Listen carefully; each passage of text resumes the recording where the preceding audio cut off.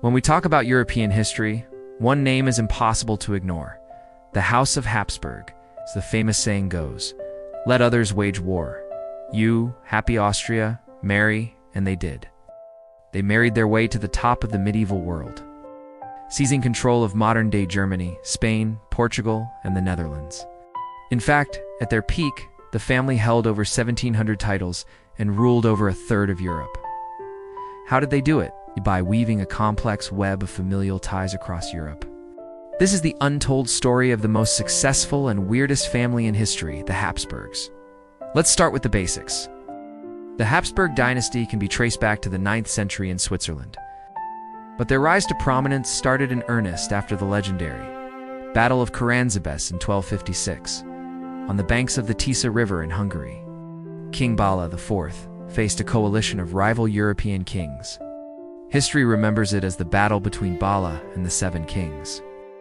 And the most important man on the battlefield that day was Otto von Habsburg, count of a minor territory called Habsburg. His presence tipped the scales in favor of King Bala, and he became the new royal counselor, starting the Habsburgs' slow climb up the ladder of power. In the next century, Rudolf I secured the Holy Roman Emperor's throne and set his sights on the riches of the Italian peninsula. He took Milan and several German states, setting the foundation for Habsburg rule there for the next 4 centuries. But his son Albert IV truly solidified the Habsburg legacy. He inherited a patchwork of territories and turned it into an empire. His savvy diplomacy laid the groundwork for the union of Austria and Hungary in 1296, creating a buffer zone between the Ottomans and the rest of Europe. Then came the big leap, thanks to one woman, Blanche of Valois, the daughter of King Philip VI of France. She was originally betrothed to King Edward of England, but the deal fell through, and she ended up marrying the Holy Roman Emperor Otto V.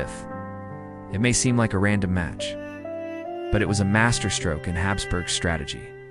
Now the Habsburgs had direct ties to the French and Spanish royal families, opening the door to powerful alliances and, importantly, vast wealth. This marriage marked a significant shift in the Habsburg playbook. It was no longer just about ruling through brute force or claiming religious authority. It was about strategic partnerships that transcended borders and united families. But even though the Habsburgs had married themselves to power, it wouldn't be enough to hold it unless they went global. Enter Philip IV of Spain.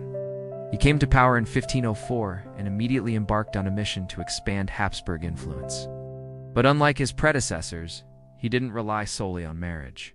He commissioned some of the greatest works of art and architecture of his time, turning Spain into a cultural powerhouse. Think of masterpieces like Las Meninas by Diego Velázquez or the opulent Royal Palace of Madrid. These were not just artistic achievements, they were declarations of Habsburg wealth and power. Philip's son, Charles, was barely 16 when he ascended to the throne of Spain and the Netherlands. But he inherited a kingdom on the brink. Religious tensions were high, the economy was unstable, and wars with France and England were draining the treasury. Charles might have been young, but he was ready. He navigated these challenges deftly, showing a maturity beyond his years. He crushed the revolt in the Netherlands, brokered peace with France, and laid the groundwork for a golden age in the Netherlands. During his reign, Dutch scientists made groundbreaking discoveries, and artists like Rembrandt and Vermeer created masterpieces that are still celebrated today. But it was in the realm of exploration where Charles really left his mark. He sent the famed explorer Hernando Cortés to conquer Mexico and the Philippines. These victories brought immense wealth to the Spanish crown and established the Habsburgs as rulers of vast territories across the globe. Charles V's vast empire spanned across 3 continents and numerous kingdoms.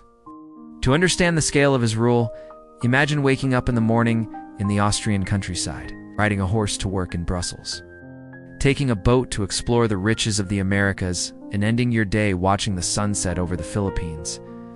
This is the incredible reality of the Habsburg Empire under Charles V. It was so extensive that it earned the title the empire on which the sun never sets. Charles's empire was a testament to the Habsburg skill in forging alliances and accumulating power. But it also had a dark side. The Habsburgs believed that the purity of their bloodline was essential to their divine right to rule. This led to a series of strategic marriages within the family, aiming to keep power and wealth within the Habsburg circle. Charles V's parents, Philip and Joanna, were wait for it, first cousins.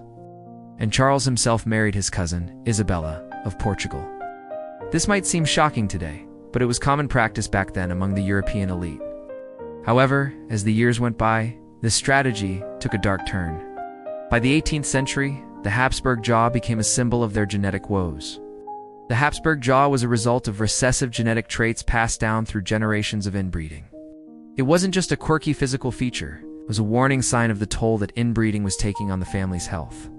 Charles's son, Ferdinand I, continued the family's tradition of strategic marriages, cementing Habsburg dominance in Central Europe.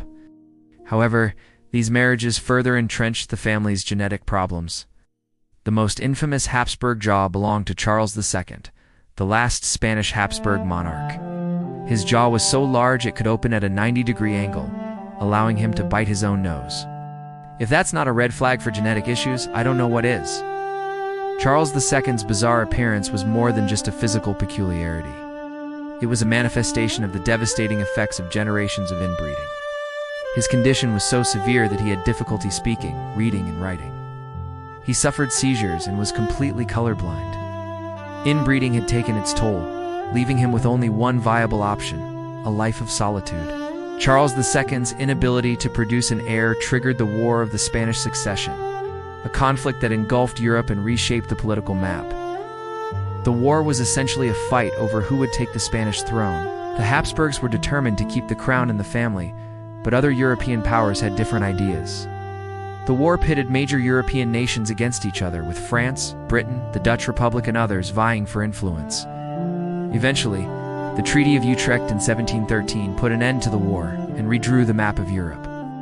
Most significantly, it barred the Habsburgs from ever regaining the Spanish throne. This marked the beginning of the end for the once mighty Habsburg dynasty. After the War of the Spanish Succession, the Habsburg family saw its power and prestige decline rapidly. The Spanish Habsburg monarchs who followed Charles II were either too weak or too unwilling to effectively govern, plunging Spain into a period of decline. Meanwhile, the Habsburg emperors in Austria struggled to maintain their hold on their territories. As other European powers grew in strength, the once invincible Habsburg dynasty was now on the decline. World War I proved to be the final blow to the Habsburg legacy. On June 28, 1914, Archduke Franz Ferdinand, heir to the Austro-Hungarian Empire, was assassinated in Sarajevo. The assassination was the spark that ignited the powder keg of European tensions. Leading to the outbreak of World War I as a central power, the Habsburg army fought fiercely, but ultimately they were unable to prevent the collapse of their empire. By the end of the war, the Habsburg dynasty had lost all of its territories, and its 600 years of power came to an end. Today, the Habsburg story lives on in the grand palaces of Europe, the magnificent art they collected, and in the echoes of their legacy. From the halls of the Schönbrunn Palace in Vienna to the patronage of giants like Mozart and Beethoven, their influence is deeply embedded in the cultural landscape of Europe. The Habsburg dynasty may be long gone, but their story continues to fascinate and inspire. In conclusion, the House of Habsburg reminds us that even the mightiest dynasties are not invincible. Their story is a blend of brilliance and bizarre, of triumph and tragedy. It was a family that sought to preserve its bloodline through marriage. But ironically, it was this very strategy that led to their downfall. As we reflect on their journey, we're left with a sense of the impermanence of power and the need for balance in our ambitions.